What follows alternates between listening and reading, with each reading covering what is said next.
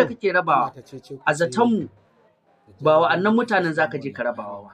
Akwai mutanen da 'yan ƙungiyarka mawallafa na Kwankwasiyya su za ka kira a zatonsu, a zatonmu gabaki ɗaya za ka kira duk abin da aka samo a zo a ce gashi. Ya ringa a social media ya ringa trending ba, amma ka ringa ɗiban wasu ko abuna abokananka wanda kake jin tsoron in an yi wani abu zai dawo kusa da kai.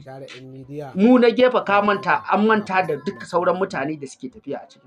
Wannan ba tsari ba ne, kuma ba haka gwagwarmaya ta ce ba. In an zo an yi magana a ce wai ana cewa wai ana ziga mu, ana ziga mawaka, ba ziga su ake ba, wallahi tafiya ne ta fara kurewa.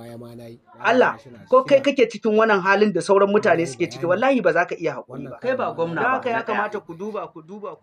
Kai ba deputy gwamna ba na biyu. Kai ba chairman ba. Kai ba ɗan majalisar tarayya ba. Kai ba ɗan majalisar jiha ba. To a ina ka samu kuɗin da kake kyaututtuka? Kake rabawa a baya. A da ai ba ka yi. A da mun sani ba ka yi. Ba ka da ma halin da za ka yi wannan abin nan. Kowane mawaƙi mu a tunaninmu da in ka samu za ka kira mawaƙa a zo a haɗu a ci tare.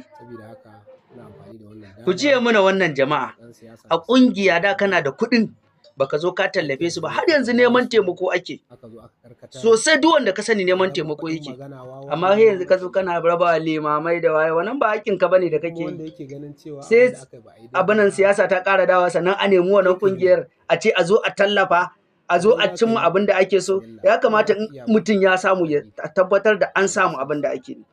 Mun san gaskiya ba wanda bai san gaskiya ba a cikin tsarin tafiyar nan.